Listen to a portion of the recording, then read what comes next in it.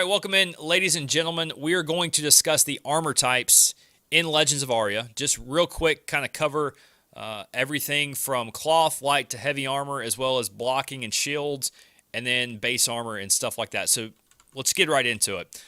You're going to basically be able to come to your character sheet by pressing C by default, and then there's a little slider tab right here. You're simply going to slide it open.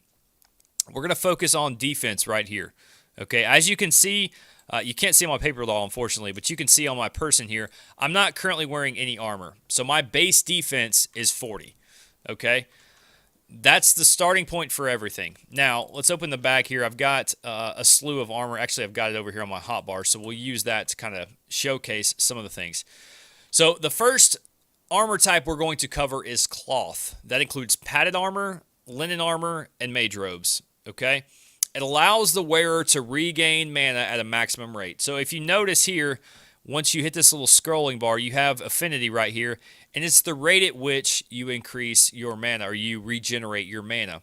Okay, so that's something to keep in mind whenever you're switching and choosing between what armor type you're going to wear. Cloth armor does not have an armor skill, does not require an armor skill to get any extra perks, so you don't have to worry about having anything to get an extra benefit, unlike light and heavy armor. We'll get to that in just a second. Moving on, we have light armor, which is leather armor, okay? I do think I've got a leather armor set in my bag here, and we will go ahead and equip that. Let's see, where is it? Where is it? Where is it? It is not in my bag currently. So what we will do is we will run to the bank real fast. Let's go over here. I know I've got a set of armor in here. Find this. There it is right here. There's one piece. No, that's heavy. Well, let's find the right bag here. Here we go. Okay, so this is our leather armor here. What we're going to do is we're just going to throw this on. It's a leather helm, leather legs, and then a leather chest. And as you can see, this is going to affect my affinity. It's going to affect my affinity by 0.47 is what it's going to do, which effectively reduces my rate in which to regain mana, which is a big deal if you're planning to run a magic build. So leather armor includes hardened leather, assassin leather, dragon chest armor, and bone armor. Those are the major components of light armor at this time. Light armor utilizes light armor proficiency, which increases your critical hit rate. So that's important. Some people have said that it also increases your movement speed, although some people say no, that's not true. It actually goes back to agility. So there's kind of an argument going on. We don't really have a definitive limit on that just yet. All right, so moving on, we have heavy armor. Okay, heavy armor is the most you're going to gain from the armor points. As you can see here with leather, just to backtrack a bit, you can see that bumped us up to 62. And when we look at light armor, that actually puts us down to 61. So light armor and cloth armor really very close. Now, granted, I've got a higher tier of cloth armor there, so that definitely helps. All right, so heavy armor is going to be your chain, scale, and full plate. Those are the major types of heavy armor.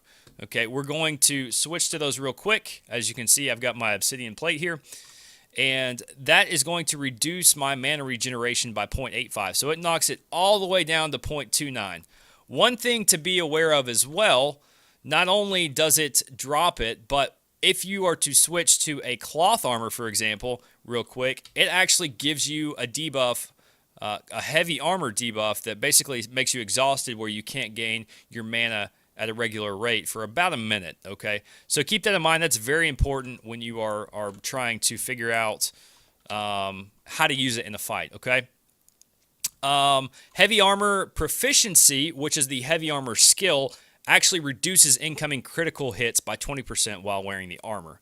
Okay, however, wearing heavy armor does decrease your movement speed. All right, and then the last section we're going to talk about is blocking, which are shields. Okay, so as most of you may know already, shields are a big part of this game for tanks. And as you can see, they do give you a big amount of armor increase. Let's see, let's pull one up right here real quick. Let's see, this right here. That's a 90 armor rating. So we'll throw that on, and boom, you add an additional 90 armor rating, which does not necessarily affect it 1-to-1, okay? It doesn't affect your defense 1-to-1. All right, so your crafter armor has a chance to give you +1 and +2 armor. It's self-explanatory. Use the highest of the two, no-brainer, okay? Your armor durability ratings. Your armor is going to start out at new armor, It's going to move to slightly worn, then to worn, then badly worn, damaged, badly damaged, and then finally destroyed. So there's 7 different layers, okay?